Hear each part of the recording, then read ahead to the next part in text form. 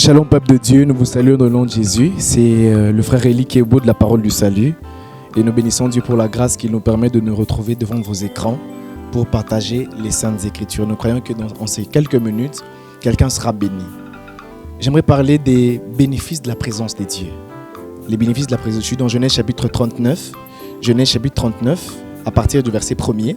La Bible est en train de dire « On fit descendre Joseph en Égypte, et Potiphar, officier de Pharaon, chef des gardes égyptiens, l'acheta des Ismaélites qui l'y avaient fait descendre. L'Éternel fut avec lui. » Et c'est même la partie la plus importante. L'Éternel fut avec lui. Je suis en train de prier Dieu qu'en suivant cette vidéo, que l'Éternel soit avec quelqu'un. L'Éternel fut avec lui et la prospérité l'accompagnait.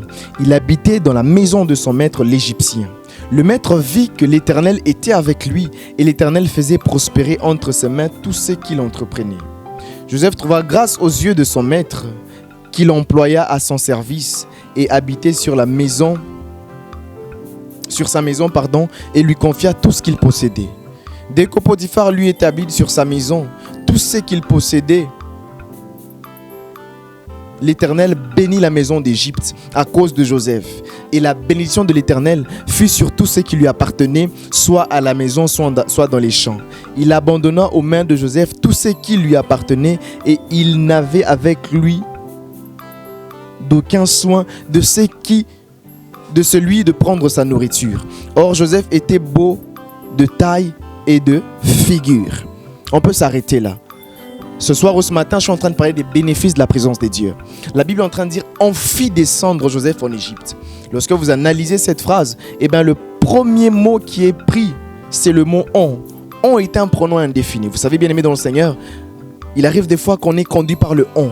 On, ça peut être le coronavirus. On, ça peut être les circonstances qui nous conduisent dans des situations auxquelles on ne sait pas comment on se retrouve. Un peu comme notre frère Joseph ici. On fit descendre Joseph en Égypte.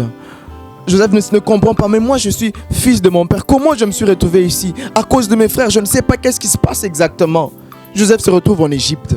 Je suis en train de dire à quelqu'un, le plus important n'est pas on qui te fait descendre. Le plus important c'est le verset 2.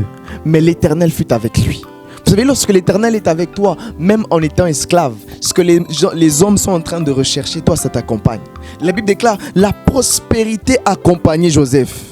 Je suis en train de dire à quelqu'un, le premier bénéfice de la présence des dieux, lorsqu'elle vient dans ta vie, elle te donne ce que les hommes sont en train de rechercher. Vous savez, en ce temps ici, Joseph se retrouve en Égypte, il est esclave. Et les esclaves, nous savons bien, l'esclave n'est pas considéré comme une personne, l'esclave est considéré comme une chose. Et lui-même, il est estimé à prix d'argent. Mais la Bible est en train de dire, mais lorsque l'Éternel fut avec lui, la prospérité l'accompagnait. Et la deuxième des choses qui entre en jeu, la Bible déclare, il habitait dans la maison de l'Égyptien, dans la maison de son maître. Vous allez remarquer, bien-aimés dans le Seigneur, lorsque à l'époque, vous rentrez à l'époque, les esclaves et les maîtres n'habitaient pas dans une maison. C'est-à-dire, il y avait une maison des esclaves, il y avait aussi une maison des maîtres. Vous allez vous rendre compte que les esclaves, c'était comme les petits chiens que tu gardes à la maison. Le chien, il a sa niche à côté et l'homme a sa maison à côté. Et c'était comme ça. Mais lorsque l'Éternel est avec toi, il y a ce qu'on appelle la loi d'exception. La loi d'exception, c'est ce qui fait à ce que vous soyez plusieurs esclaves, mais le choix tombe seulement sur toi. Et il se passe que, alors que tous les esclaves sont de l'autre côté, toi tu es dans la maison du roi. Et l'une des choses qui me prouve encore que la présence de Dieu apporte la loi d'exception dans la vie de Joseph, c'est que la Bible est en train de dire, on employa Joseph au service du maître. La Bible déclare dans le verset 4, Joseph trouva grâce aux yeux de son maître qui l'employa à son service. Souvenez-vous, Joseph est esclave. On n'emploie pas un esclave. Un esclave est déjà à son service. C'est-à-dire, une autre version est en train de dire, Joseph trouva du travail. Joseph devint comme entrepreneur, devint comme un homme qui était avec un service spécial de son maître. Et c'est l'une des choses qui me prouve encore que Joseph est en train de vivre la loi de l'exception. La loi de l'exception, c'est ce qui fait à ce que Joseph est déjà esclave, considéré comme une chose, appelé déjà à servir, mais il est en train d'être employé. Bien-aimés frères et sœurs, on n'emploie pas un esclave est déjà au service. Mais tant que tu es avec l'Éternel comme Joseph, il se fait que la loi de l'exception est en train d'entrer en jeu. Vous savez, lorsqu'on parle d'emploi, cela laisse entrevoir un salaire. Donc il se peut que vous soyez comme Joseph, tous vous êtes esclaves, mais à cause de la présence de Dieu qui t'accompagne, ton sort à toi est différent. Oh, j'aime la présence de Dieu. La présence de Dieu, c'est ce qui fait à ce que même cette femme qui s'appelle déjà Sarah, qui a déjà dépassé la ménopause, selon les lois de la nature, lorsque tu as déjà la ménopause, eh bien tu es exclu de toutes celles qui peuvent enfanter. Je me pose même la question, lorsque Sarah devient enceinte, comment, avec quelle position l'enfant sera? Je ne sais pas comment ça s'est passé, mais à cause de la présence de Dieu qui marchait avec, la loi de l'exception a touché et a visité la vie de Sarah. Sarah a déjà atteint la ménopause, mais il se fait que Sarah aussi devient enceinte. Je parle de Shadrach, Meshach et Abednego qui se retrouvent dans le feu. Vous savez, selon la loi, les lois physiques et tout ça là, lorsque tu es en train de sauter, il y a la loi de la pesanteur qui te réclame. Et avec le feu, lorsque tu touches le feu, eh bien, il y a cette loi qui fait que tu sois brûlé.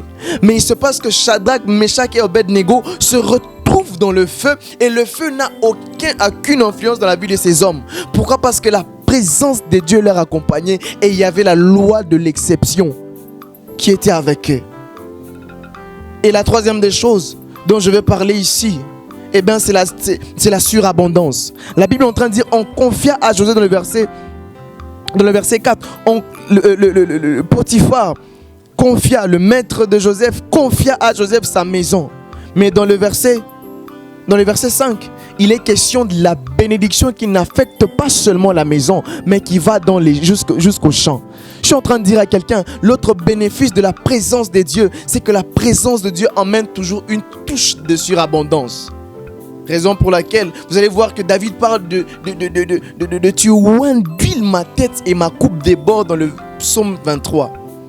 Et l'apôtre Paul parle de Dieu qui exauce au-delà de ce que nous imaginons et pensons. L'un des signes que la présence de Dieu l'un des signes que la présence de Dieu est là, c'est lorsqu'elle apporte aussi la loi de la surabondance. La bénédiction ne s'arrête pas seulement à la maison dont Joseph avait la gestion. La bénédiction va au-delà et affecte même les champs. Et la quatrième des choses, c'est une exigence qui entre en jeu pour conserver la présence de Dieu. Lorsque vous lisez dans la suite, il y a Joseph qui est tenté. Qui est tenté par la femme de Potiphar qui veut coucher. La présence de Dieu, lorsqu'un homme marche avec Dieu, il se fait qu'il est l'ennemi ou la cible principale de l'ennemi. Mais une chose est exigée, la présence de Dieu qui accompagne un homme. Cette chose qu'on ne sait expliquer, qui fait que depuis qu'il est entré dans la maison, ce qu'on cherchait longtemps commence à venir, la prospérité vient, la bénédiction vient, les choses sont transformées. On a l'impression que depuis que cet homme est là, les choses bougent.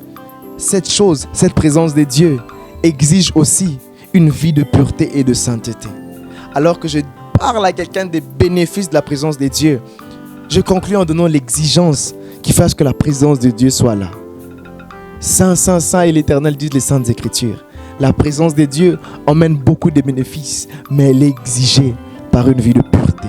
Ma prière est double ce matin ou ce soir, que Dieu fasse qu'un homme puisse marcher avec l'Éternel, bien plus que Dieu garde cet homme toujours dans la pureté et dans la crainte de Dieu, afin de vivre et de bénéficier de la présence de Dieu. Que Dieu vous bénisse abondamment. C'était Élie Kebo de la Parole du Salut et à très bientôt.